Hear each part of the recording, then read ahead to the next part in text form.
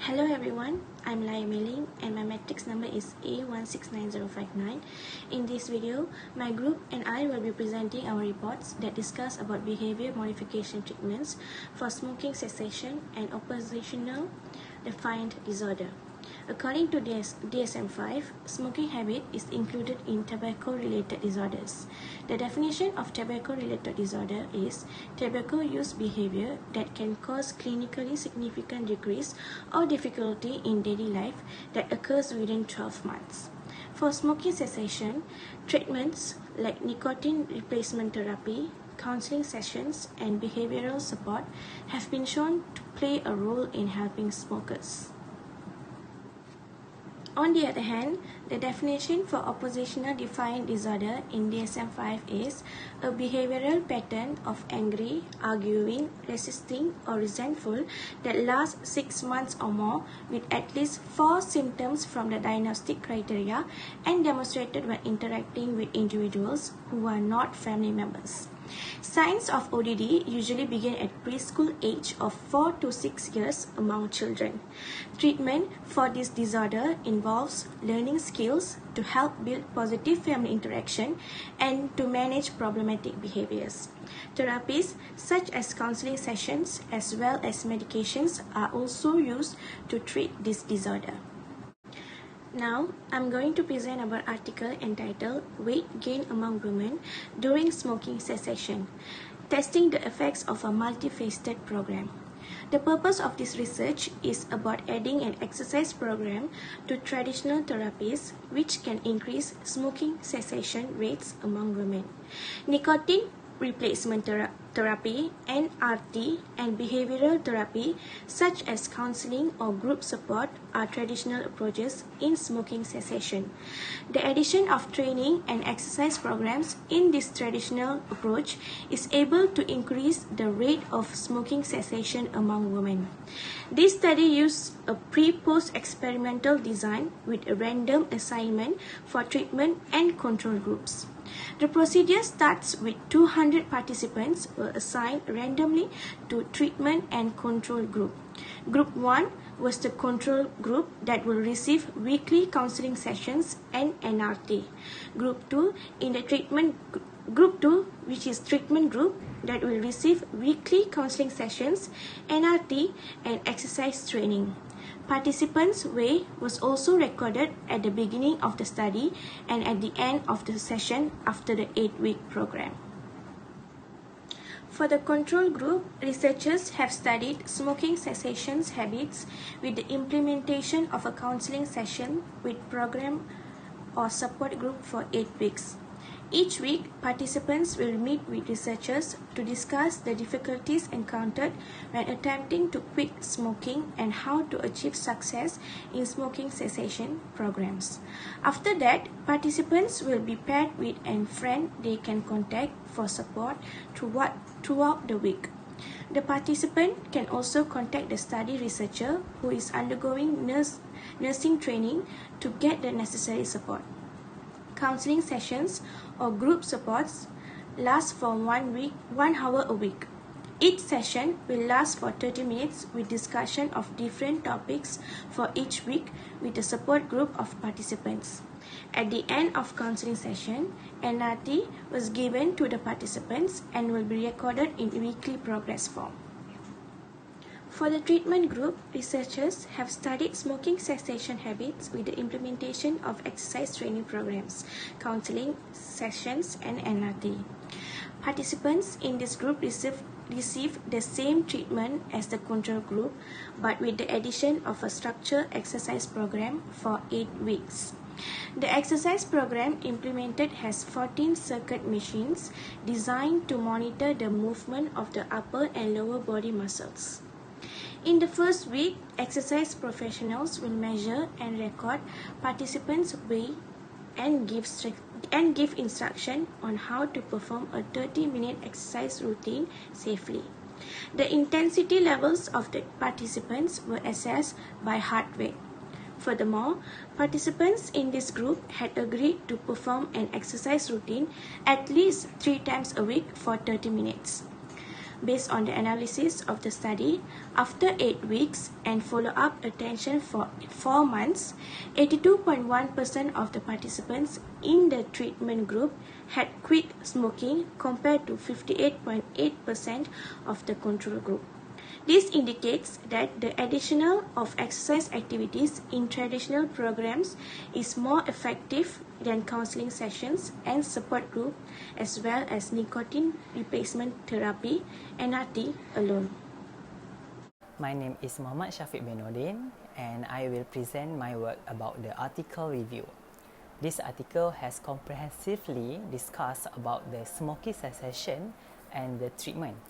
Researchers in this study conduct a study on problematic behaviors such as smoking and treatment to reduce or eliminate smoking in the daily life of the smoker. Researchers found that only a few previous studies were conducted related to the behavior treatment of smokers in the elderly. The researcher in this study will focus on 2 treatments that he used, which is the first one is nicotine replacement therapy, and the second one is physical exercise.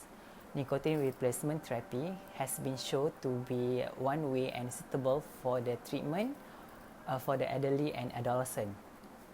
The purpose of the current investigation is to discover the relative efficiency of the behaviorally oriented smoking cessation intervention for the older smoker. This study also wants to explore the added benefit of the incorporating either nicotine replacement therapy or a walking-based exercise program as part of the behavior treatment. For the methodology in this research, a total of 6 experienced instructors in this field of smoking cessation has been assigned as the leader and will lead the program. The leader will divide participants into several groups with different levels and assessment. For the group number 1, this group only involves behavior training and also has several important components, which is the component is for the number 1, tailored information highlighting the health consequences of smoking in advanced age. Component number 2, specific documentation that older smokers can quit and improve their quality of life. And number 3, environmental planning that involves removing smoking related cues. And number 4, setting a quit date that involves a contract with fellow other group members. And the last one, the number 5, relapse prevention, identifying high risk situation, role playing coping response to those situations, and problem solving individuals sleep between treatment sessions. In more detail about this group, which is all members of this group will meet at the specific time and date for 12 sessions involving 90 minutes throughout the 3-month treatment program.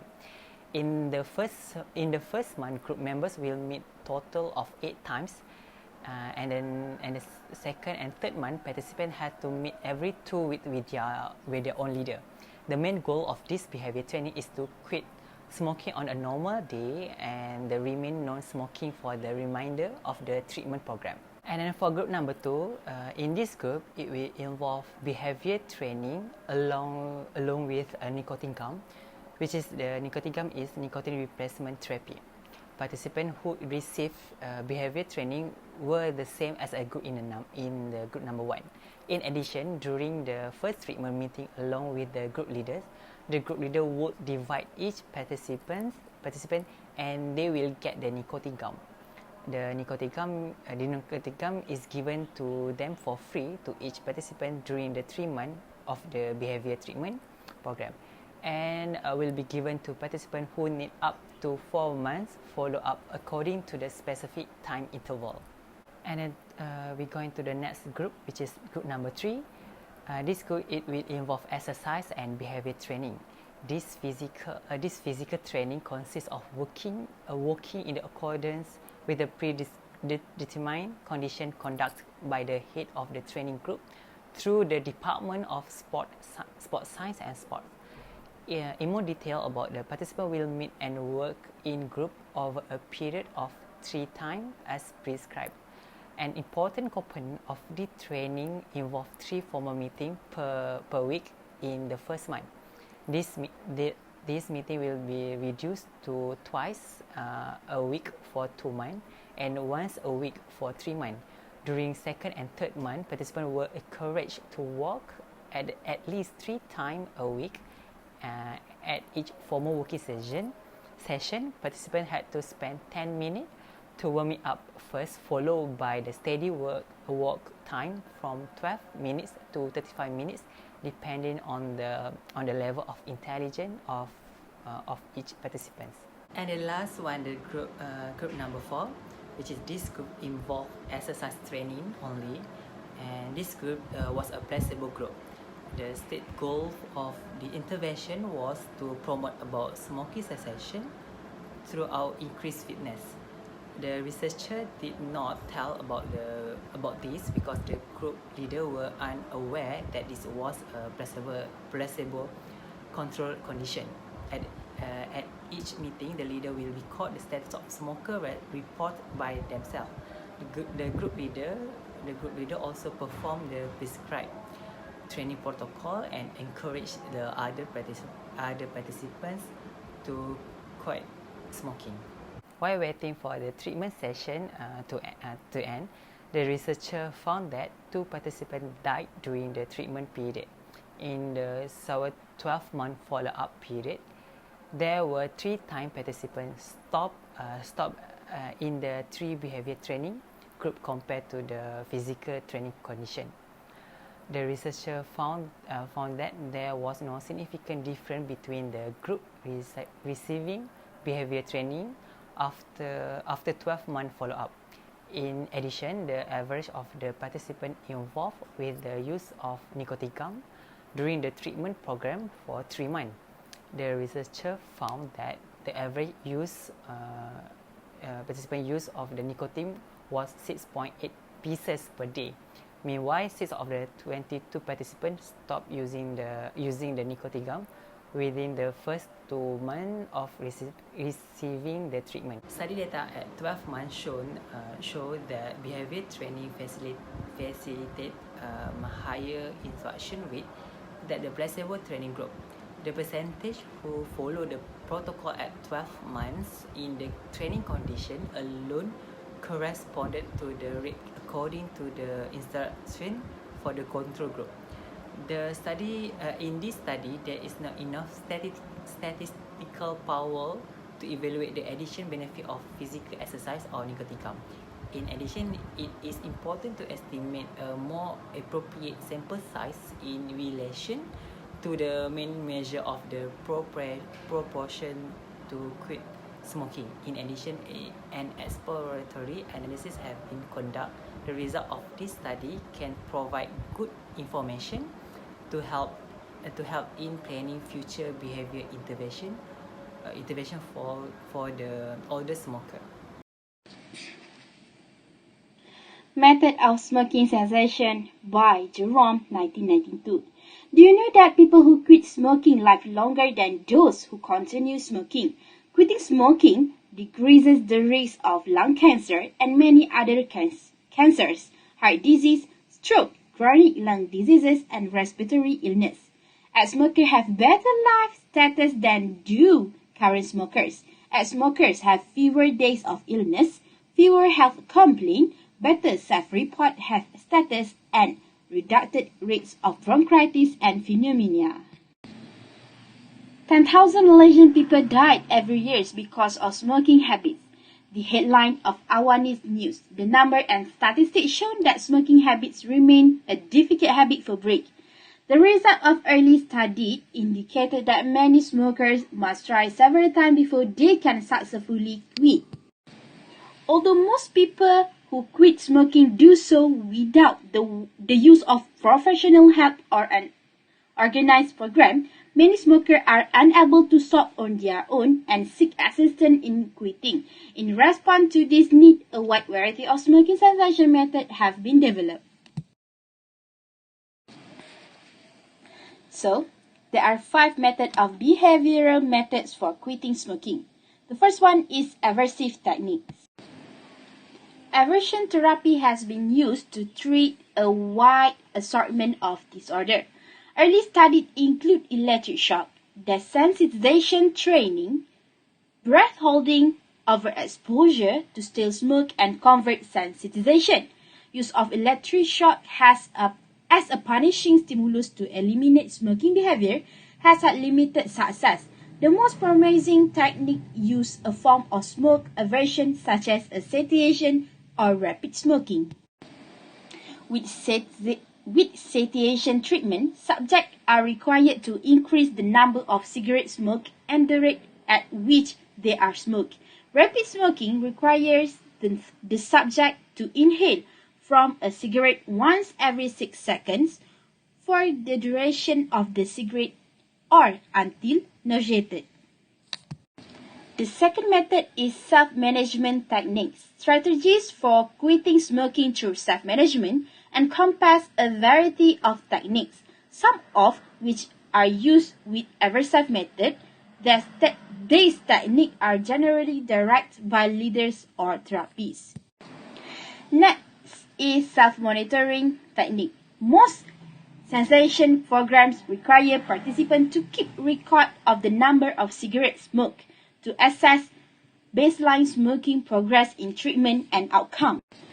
Requirements for self-monitoring program have ranged from counting cigarettes smoked for just 1 day to elaborately recording the time, place, activity, mood, and desire level when smoking a cigarette for 1 or more weeks.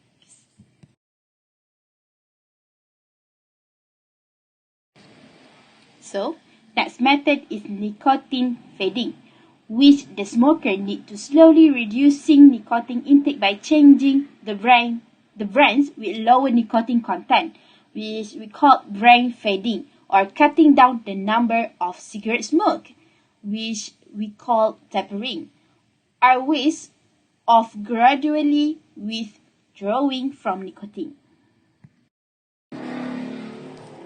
The last method is multi-component behavioral programs. Many investigators combine several procedures in their methods.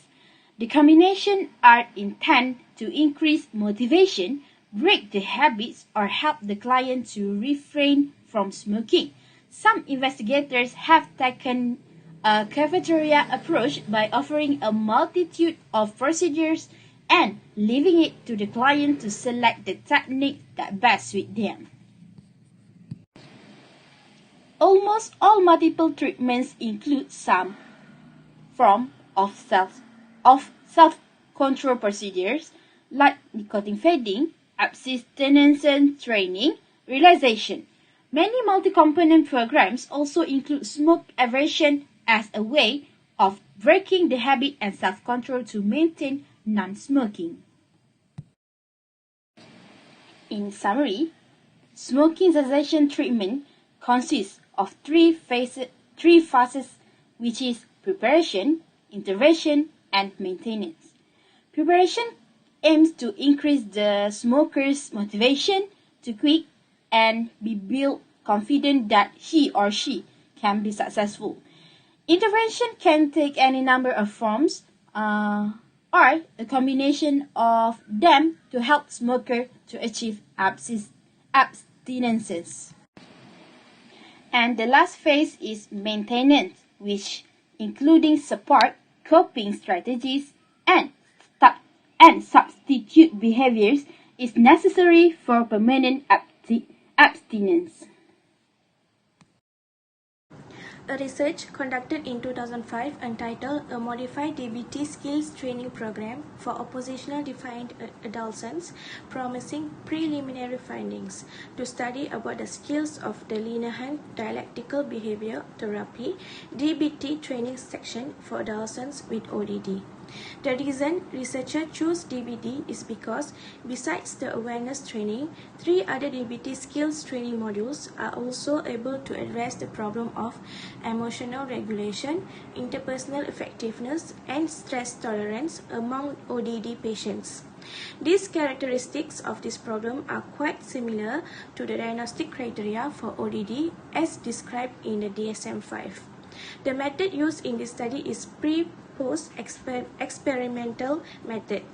54 adolescents with ODD have recruited. Participants were included in one of 8 groups which members range from 5 to 9 people for 16 weekly group therapy sessions for 2 hours. Several questionnaires were used to measure before and after treatment in this study. Questionnaire number 1 is DISCP is a structured interview designed to assess children aged 9 to 17 years are given to their parents. Next, CBCL is a scale for parents to measure the profile of problems such as somatic complaints, anxiety, pressure, thinking problems, attention problems, and aggressive behavior. Third, YSR is a self-report questionnaire that identifies profile scale problems. Items in this scale refer to problems or symptoms from the past 6 months. Then, BERS to assess the strength of behavior and emotion in children. Researchers also use CDI, a self-assessment scale measure, mood disorders, hedonic ability, vegetative function, and interpersonal behavior. Treatment is based on the module skill training manual for treating borderline personality disorder, component of dialectical behavior therapy, DBT. The procedure is researchers carried out a task of making a puzzle where each member of the group is given a piece of it and instructed to put together. Group members are instructed to raise their hands immediately if they have understood the meaning or the message of the puzzle. Here, the participant understanding of the meaning is the awareness that takes place in the participant. Then, participant will undergo 16 group treatment sessions lasting 2 hours over 16 weeks about awareness, interpersonal effectiveness, emotion regulation, and stress tolerance. Homework were given consists of calm self-monitoring skills, that is connecting, attending, listening, and manners. Participants should provide short written and oral examples in the use of pro-social skills. Each participant can earn up to $5 per week for remembering home notebooks and completing their homework. The analysis of the study showed that the application of dialectic behavioral therapy, DBT, to 32 ODD young adolescents can provide effective results. DBT treatment proved to be beneficial not only in decreasing negative behaviors, but in increasing positive behaviors. Although the analysis of the findings of this study have no strong evidence that DBT behavioral therapy has a positive effect on participants because the researchers did not make comparison between the control group and the treatment group. Nevertheless, there is a logical relationship between treatment modules and symptoms changes. For example, the reduction of aggressive behavior is closely related to the skills learned from the emotion regulation module and tolerance to stress in the treatment program.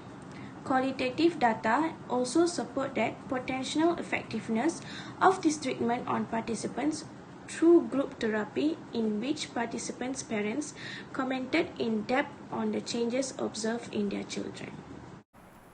This study is related to the behavioral treatment of children with defiance or compliance problem, or better known as oppositional defiance disorder, ODD. In this journal article, researcher will perform some of the type of treatment they have used on children in the range of 4 to 7 years old. This experimental intervention program has also demonstrated clinical significant changes in children behavior, especially in the interaction with their parents immediately after undergoing treatment. However, in the latest program in reducing the behavior of children with with ODD will involve also with the teacher in the school. The result of a combination of two parties, namely parents and teacher, is a way that help a little in this problem. The characteristics of children required for the inclusion criteria in this study were: number 1 is the child was between 4 to 8 years old. Number 2, the child has no debilitating physical impairment, intellectual deficit, or history of psychosis and was not receiving any form of psychological treatment at the time of reference. Number 3 is the primary referral problem was child misconduct that has been occurring for at least 6 months. Number 4, parents reported more than 10 child behavior problem. And the last one is the child made diagnostic and statistical manual of mental disorder, which is the DSM. Each randomly selected family was assigned to receive child training, parents training, and teacher training, or assigned to a control group as a waiting list to receive treatment after a waiting period of 8 to 9 months. Child training involved when children involved with child training condition will attend the dinosaur school clinic, which will provide a place for each week for 2 hours per session. Together, they were 2 therapists and a total of 7 other children. This place is for the children with ODD to seek treatment for their behavior. The next training is parent training. Parent involved in parent training condition will meet in a group of 10 to 12 people along with 2 therapists each week, and 1 session of reading for 2 hours. For 22 to 24 weeks, they are involved with this treatment condition. They will watch tape of 17 programs with respect to parenting style and inner skill. The program aim is to reduce coercive interaction and reinforce positive interaction, also with relationship with their children. The last training is teacher training. Teachers involved with teacher training condition will come to the clinic for 7 consecutive days to increase teacher attendance. Substitute teacher will be provided in the program. Teacher in the school will focus on the use of management strategy in the classroom, because such management is effective for teacher to overcome problematic behavior, introduce positive relationship to students who are difficult to control, and also strengthen social skill in all school area environment, such as classroom, canteen, playground, and at the bus stop area. For the procedure performed by the researcher, the family involved in this study will be evaluated before undergoing treatment, 1 to 2 months after treatment, 1 year after treatment, and 2 years after treatment. Measure at pre, post, and 1 year follow-up include parents' report of child behavior and independent observation of parent and child interaction in the home, teacher report of child behavior and independent observation of children interaction with teacher and peers in the classroom, and independent observation of children's interactions with peers in the clinic playground during a structured play sessions. For the result in this article, after 6 months of conducting the intervention, the researcher found that the result of all treatment conditions show less occurrence of problem behavior performed by children with parents, teacher, and peers compared to the control group. In the result of this study, the researcher found that the negative behavior performed by the child with the father were lower during the 3 conditions of parent training. In addition, the researcher found that all parent training conditions show less negative and more positive parenting for the mother and less negative parenting for father when compared to the control group. Teacher and mothers also show less negativity than the teacher and mother control group when children receive child training, according to the result of the teacher report. At the beginning of the treatment, the child training conditions show a clinical significant increase when compared to the control group. At 2-year follow-up, the number of children show a clinical significant increase in the teacher report. This was persistence and increase for all the five treatment group. After 2 years of undergoing the treatment, 75% of the study sample of the children show good score based on the reports given by their parents. Researchers argue that the study conduct in a good treatment to reduce problem behavior of children with ODD. Based on the recommended treatment, the researcher focus again if the treatment involve parenting training component. It is a very important in improving children behavior at home, while teacher training is important in improving the effectiveness of child training or parent training for the children. Intervention for a positional deviant disorder and conduct disorder in school by Kenneth A. Cavale and the others writer in 1999. The clinical categories of oppositional deviant disorder or ODD and conduct disorder or CD are of relatively minor importance to educators who see a significant increase in the number of students with and without formal diagnosis who are exhibiting disruptive behavior disorder (DBD) in the schools. In general, ODD is marked by aggression, hostility, rule-breaking, deviance of authority, and violation of social norms. In the school, students or children who involved in this behavior will be much involved with aggression and the other rules problem. Patterns of ODD place children at risk for failure in both adjustment areas because of aggressive behavior. Social rejection by peers is probable. If non-compliant with teacher directive, the teacher rejection is a real possibility. In the classroom, aggressive behavior is considered inappropriate and unacceptable, and the playground, if often result in negative social behavior. So, in this article, introduced to us some of intervention strategies. Most teacher interventions to manage ODD are based on social learning theory and applied behavior analysis. It is assumed that ODD are learned and pro-social behavior can be taught in their place. Two types of method may be used, which is behavior enhancements and behavior reduction strategies. First method is intervention to increase desired behavior. A thumb-test method is the use of tangible reinforcement in which material items that have reinforcing value are delivered immediately following desired behavior. Roth, Johnson, and Ravis 1993 suggest that tangible reinforcement tend to be more effective with younger students who may not respond initially to teachers' social reinforcement. The next step is the opportunity to engage in desired behavior as a reinforcer was first described by Primack at 1950.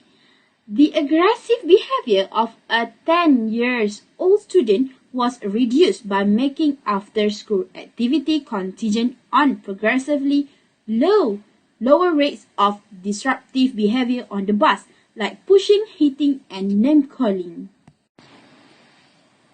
In token reinforcement system, earned tokens are exchanged for desired activities.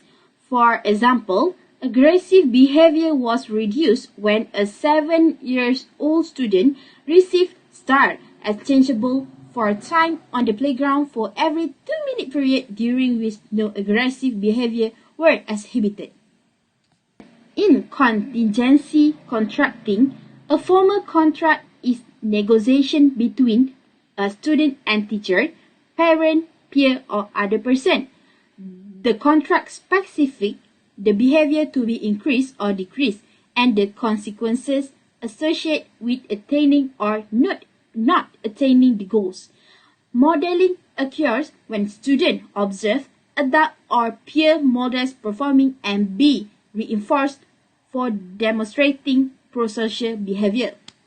When students then initiate this behavior, they are reinforced. Reinforcement involves vicarious reinforcement when the model is being reinforced, and direct reinforcement when the student performs the same behavior. Social reinforcement use positive verbal and physical feedback, attention, and approval for desired student behavior, usually delivered by the teacher. In combination with other behavioral procedures, it is effective at increasing pro-social behavior. The second method is interventions to decrease disruptive behavior. The use of the differential reinforcement includes 4 strategies. The first one is differential reinforcement of incompatible behavior, DRI, and differential reinforcement of alternative behavior, DRA, involve reinforcing behavior that are incompatible with or that are alternative to problem behavior. The second one is differential reinforcement of low rates of behavior, DRL. Provide reinforcement when problem behavior occurs less than a specified amount during a period of time. Finally, differential reinforcement of the omission of behavior, DRO, requires the suppression of problem behavior for an entire time interval. So, both DRI and DRA increase behaviors that are incompatible with or alternative to aggressive behaviors, thus replacing the unwanted behavior. The DRL procedure is most effective in reducing minor misbehavior or in eliminating, in a stepwise process, a limited number of aggressive responses that may have been tolerated initially. For more severe behavior problems, DRO, usually in combination with other techniques, has been shown the best effective ways. In conclusion, it has become evident that proactive strategies in which new skills are taught systematically offer an advantage over reactive strategies, primarily because prevention approaches are not dependent on the unwanted occurrence of the disruptive behavior. Because disruptive behavior is likely to occur at low rates, although it may be of high intensity, proactive strategies have been further advantage of permitting positive instruction to be delivered for more frequently. Finally, proactive strategies tend to be less intrusive and more effective than intervention applied after the behavior has occurred. Most important, the technique outlined in this chapter represent the best practice and not magical cures.